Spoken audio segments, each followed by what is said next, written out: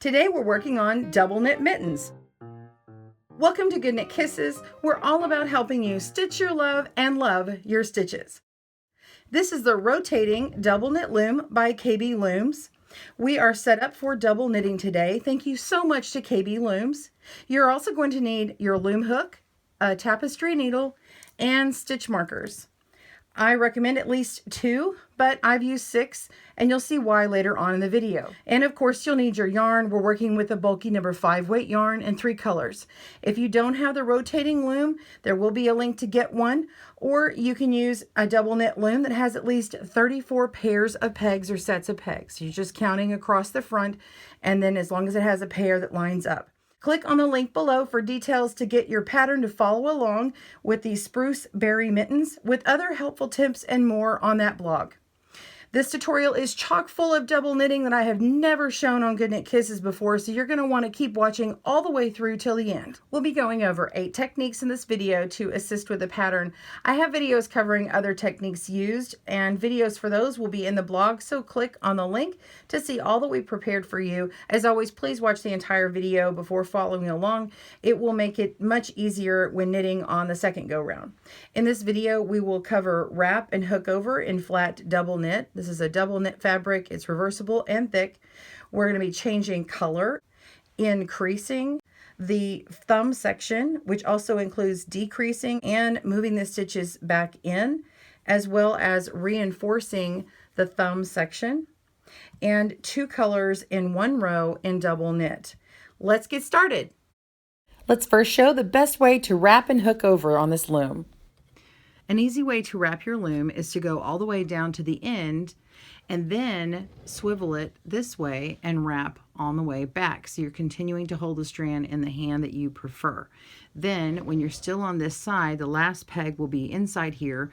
You can hook over that last stitch to lock it in place and then continue knitting over. I would go to the front first, the right side, and hook over the first half on the front side on one side, and then do the next. Okay, so the 2 ends working your way this way, then switch to the back and work on one side toward the middle and to the other side to the middle. Let's do that right now. So this is the rib stitch. I'm going around the first stitch, going around the third, and then skipping every other peg. Using my right hand, holding the yarn with my right, keeping the stitches from popping off with my left. I get down to the end, and then I hold it here, turn the loom, rotate it, pick that stitch up, and pick up any stitches that I missed previous. Okay, and then I just work my way back down, still holding the yarn in my right hand.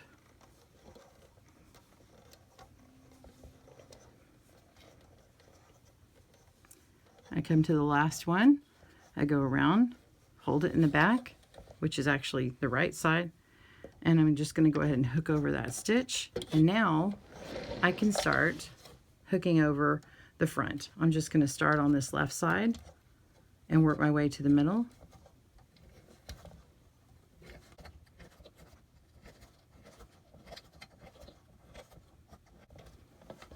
And then go to my right side, work my way to the middle.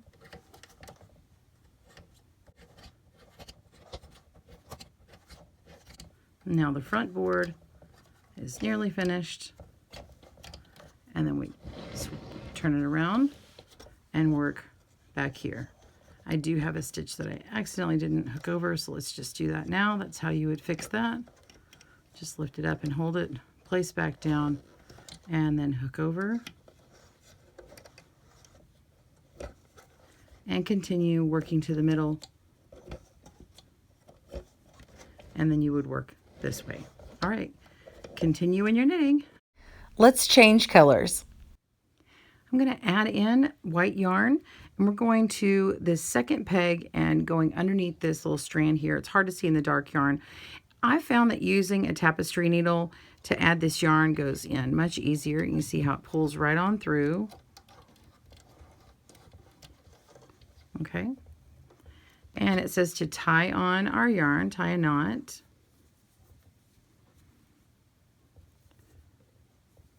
And I'm just going to lay this on the inside here. And then we're going to cut G, or our main yarn, and go ahead and lay that on inside as well. And now we're going to continue working stockinette stitch. So this is going to be 2 rows of stockinette. So go around that first row here, and go around this first stitch here, go around the second, and skip to the third here, and keep going around just as we do before. 2 rows of stockinette. Let's increase our stitches. All right, we're ready for our increase row, and we are still increasing in pairs, so we still want to work in pairs. So we're just moving stitches over one, but we're going to make this third peg empty. So we just need to walk these stitches over by one. So I'm going to walk this first one, oops, over one, and the next one over, and the next one over, making that third one empty, but we need them in pairs. So we're going to take the back stitch over one, and the next one over, and the next one over. Okay, so we've got those. And then we have the previous stitch that was on the third peg. So we just want to take that and flip and put it on the empty peg that we've created, which is now the fourth. So we'll move that over. And now we have successfully increased on this side. We need to increase on the right side. So we're increasing one at each end. So this is one end, this is the next end. So we want to move over and do that again. Then we will wrap the entire row to get that row done with the increase on it. Go ahead and pause your video as you need to walk the stitches over. And don't forget to take this stitch here and lift up and put it on that peg. And we've got the previous stitch. Pick it up and place it. All right, we're ready to wrap the row. You just continue as before with the stockinette. Go around the very first peg, and then skip to the back of the second peg, and then pick up every other peg and work the row as usual. Let's make a thumb. This next section, you're going to work with the center 10 pegs. You're down to about here, and you're going to count in 12, and then on the 13th peg you could put a stitch marker, and that's where 1 starts, and then all the way to 10, and then I put a stitch marker on the 10th peg, and you should have 12 stitches on the right side. Okay, for the thumb section, we're working with the center 10 pegs. We leave the main yarn in, and I've already tied in and laid down my tail of the red. Now this is on the 14th stitch over, so I've just picked up this stitch in between, tied it on just as I've done before, because this makes the 13th stitch. There's 12 to the left of it. So we're going to go around that first stitch here and go around the second in the back and continue our stockinette across the 10 pegs. Go all the way across and to that back, wrap around just as before. You can turn it over and wrap that. So continue wrapping and hooking over, knitting over, and you're going to work 10 rows just this way. All right, pause your video and I will see you soon. Let's decrease our stitches. Okay, so we're ready to decrease our thumb. To make a decrease stitch, you're going to take one stitch and put it on the stitch right next to it, and also take the one in the back and move it over. So you're moving them in pairs. On this pattern, we're going to move one over on top of the next and skip. So basically we're going to go from 10 stitches down to 5 stitches. So every other one is moved over. Now, in order to decrease, you also, which is in the directions in this pattern, you move over your stitch and then you work a row to where you decrease it. But before we work the row, we're moving these over just as directed. And then we need to move them all to the center before we work this row, because we need them all in pairs closer together. So leave this one in the center And you can just pick up these and move them that way. And just continue working your stitches towards the center. And pause your video and meet me back up, and we will work this next row together, and I'll show you the final part of the decrease.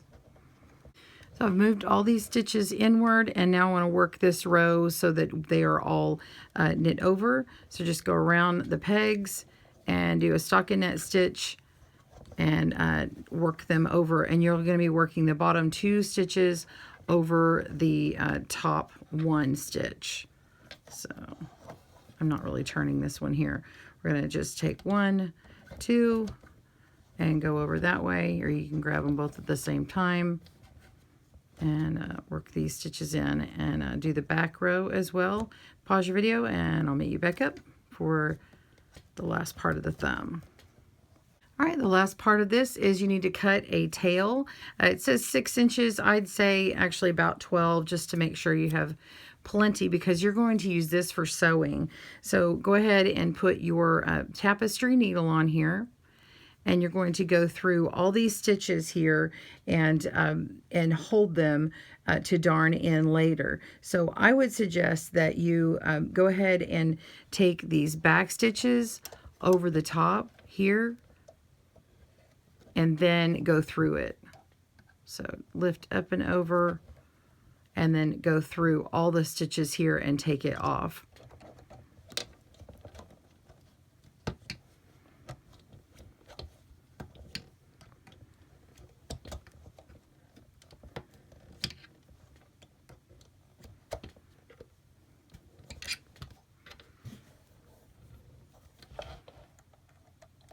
And then you go through up and over this way.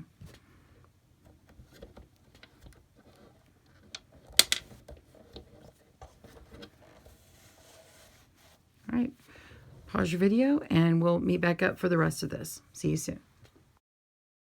Let's move our stitches. Okay, now that we've done the thumb, we want to slowly work all of our stitches and move them in first before we start working them to complete this. Now, what I've done is I put some stitch markers here in a pair. Okay, so I've counted off 1, 2, 3, 4, 5. That's halfway, and then 1, 2, 3, 4, 5. And I'm going to move all my stitches until they stop right here, and then I'm going to move the rest of these in. Now, there's a couple of different ways you could do it. You could use some scrap yarn and your tapestry needle, pick up all the stitches on the front, pick up all the stitches on the back, move them over and place them. You can also pick them up with a stitch holder like this and pick them up one by one and move them and place them. You could put them on another holder, so just whatever way you want to do. There's even a cable needle, so that's up to you. Go ahead and move those stitches over, make sure they're even, and meet me back up when you're ready to twist up and reinforce this part. We'll do this together. See you soon.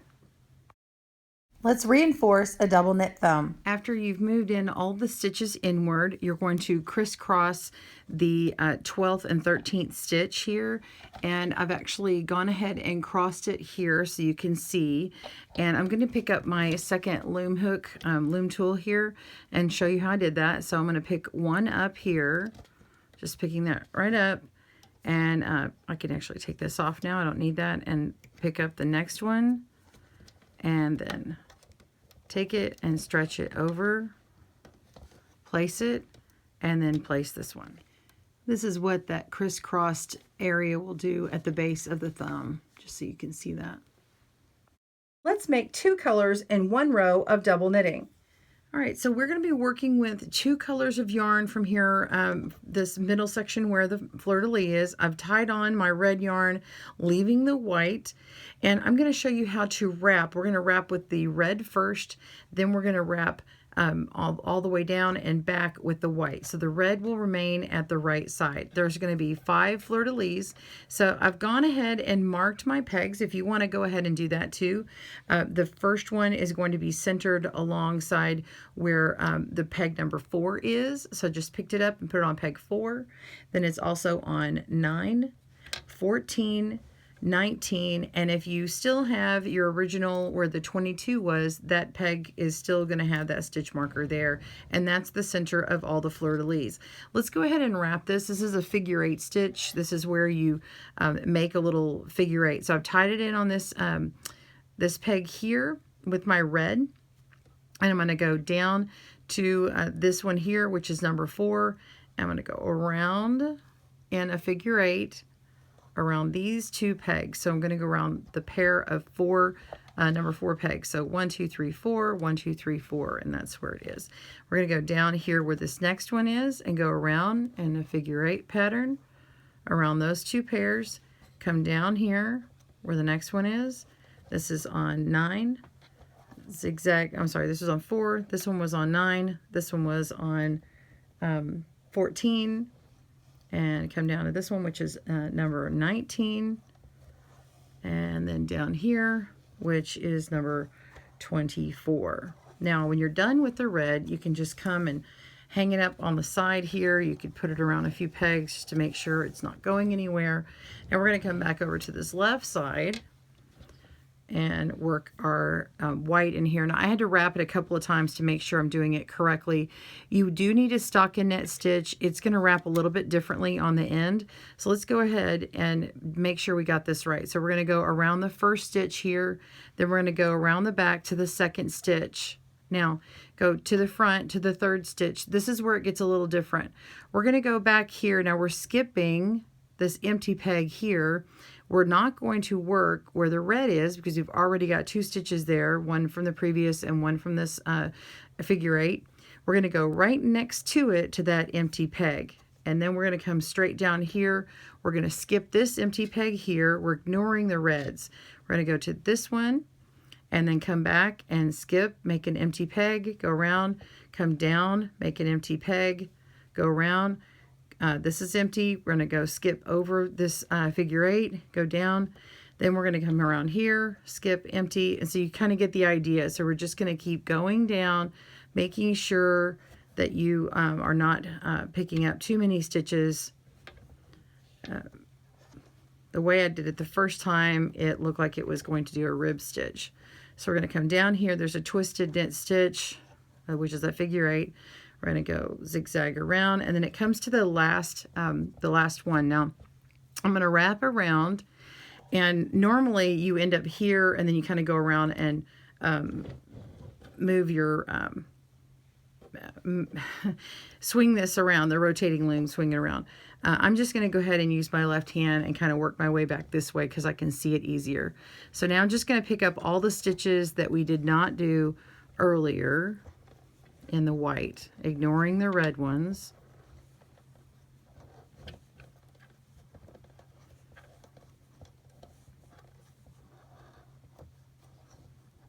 And I think I've got one messed up, so I want to make sure I got these correct.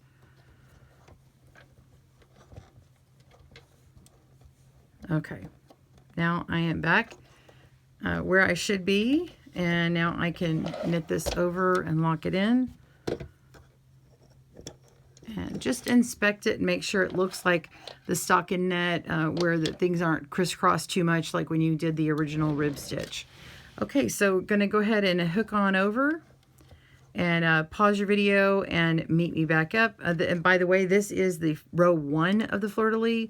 Row 3 is going to look just like it. So when we come back, we'll work on row 2 together, and then you'll work your way back on row 3 just like we did on this row, which is row 1. Pause your video. I'll see you soon. Okay, we're doing row 2 of the fleur-de-lis. Make sure that your yarn isn't trapped beneath these 2 pegs. I had to unknit mine, so make sure that's freed up. We're working with the center outward, so we've got 3 sets of pegs that are on this fleur-de-lis. I'm going to come down around this second to last peg, around the outside of that peg, towards the inside, and go straight up to the one across from it and around, and we're making a figure 8 that way. And now we're going to continue going a set of 3. So this is how those sets are, 1 2 3, and then come down to the next one, and you can see it clearly now that your red is showing very clearly, and make the figure 8 stitch on those pairs, so 3 pairs. Come down and repeat it. When you get to the end, you're just going to lay your red yarn down like we did before, and then we'll wrap the white together. Pause your video. I will see you then.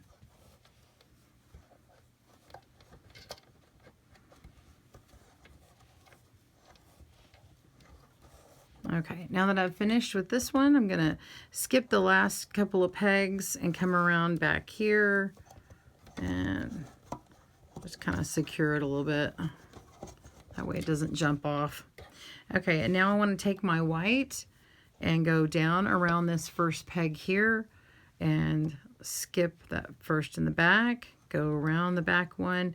We're just going to start skipping around. So I'm just going to go through. I've got this one skipped.